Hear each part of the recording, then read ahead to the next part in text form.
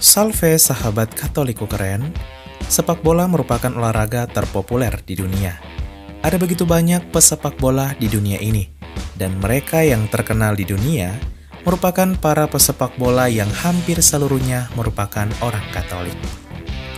Hal ini terlihat jelas dari setiap pertandingan, di mana banyak pemain akan membuat gerakan tanda salib saat memasuki lapangan maupun mencetak gol, yang menandakan identitas kebanggaan mereka sebagai orang Katolik, serta tanda kemenangan Kristus. Sahabat Katoliku keren, di balik popularitas para pesepak bola terkenal dunia ini, ternyata terdapat beberapa di antaranya yang memutuskan berpindah agama menjadi Katolik.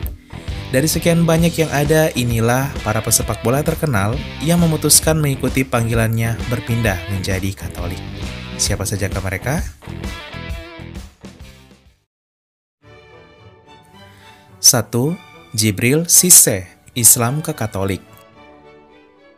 Djibril Arun Cissé merupakan pemain sepak bola terkenal dunia berkebangsaan Prancis. Lahir di Arles, Prancis tahun 1981, pesepak bola keturunan negara Pantai Gading Afrika ini kini bermain sebagai penyerang di Al Gharafa, salah satu klub sepak bola Qatar. Sebelumnya, Djibril Cissé pernah bergabung dalam klub Liverpool Inggris dan sukses mencetak 26 gol. Di balik kesuksesan dan ketenaran Djibril Cissé ini, ia ternyata memiliki pengalaman spiritual dengan imannya. Ya, terlahir sebagai seorang Muslim, Djibril Cissé pada tahun 2007 terpanggil menjadi pengikut Kristus usai tersentuh akan iman Katolik dari sang istri, yaitu Jude Little, yang merupakan seorang Katolik Prancis. Akhirnya, keduanya menjadi seiman usai Djibril Cissé dibaptis dan mendapat nama baptis Gabriel. Mereka telah dikaruniai 3 orang anak dan dibesarkan dalam iman Katolik. Meski pada tahun 2012 rumah tangga Djibril Cissé dan istrinya kandas, namun Djibril Cissé tetap setia dengan iman Katoliknya, bahkan semakin menjadi orang Katolik yang religius. 2. Wesley Sneijder, agnostik ke Katolik. Wesley Sneijder adalah pemain sepak bola terkenal berkebangsaan Belanda. Lahir pada tahun 1984, ia pernah bermain untuk Belanda dan klub Italia yaitu Inter Milan. Wesley Sneijder bahkan pernah menjadi salah satu dari 3 gelandang terbaik di dunia pada tahun 2010 oleh FIFA. Di balik kesuksesannya ini, ia ternyata juga memiliki pengalaman spiritual.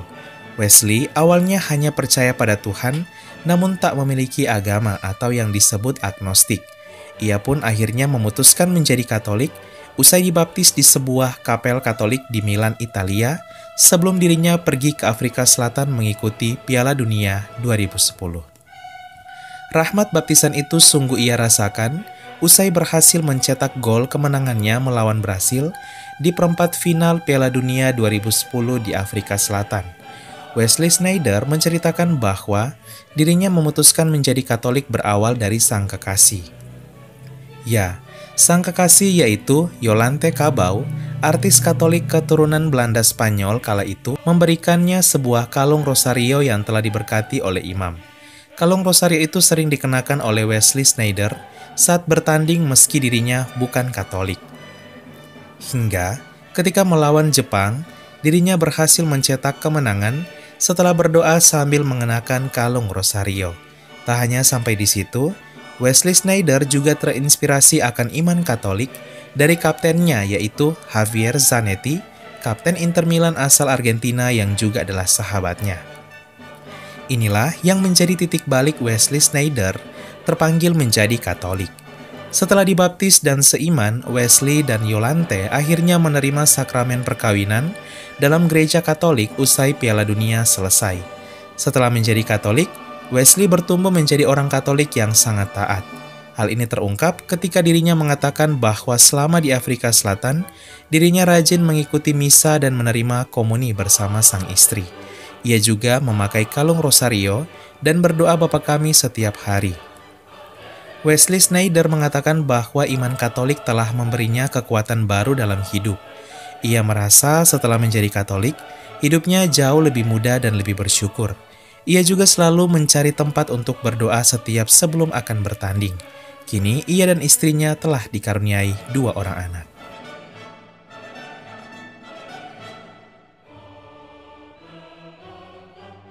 3. Taylor Camp, Protestan ke Katolik. Taylor Camp adalah pemain sepak bola terkenal asal Amerika Serikat.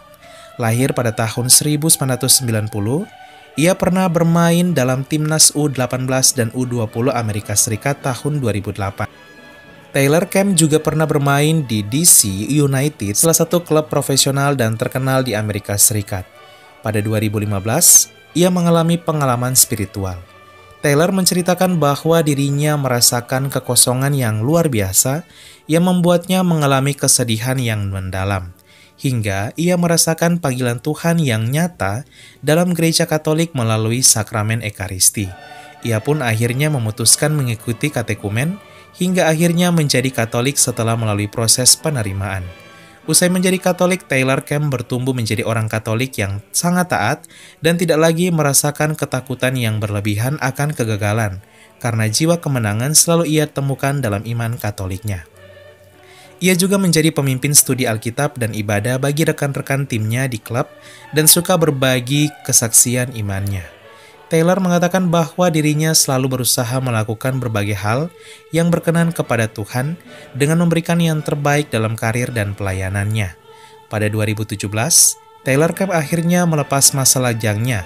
Ia pun menerima sakramen perkawinan bersama sang istri.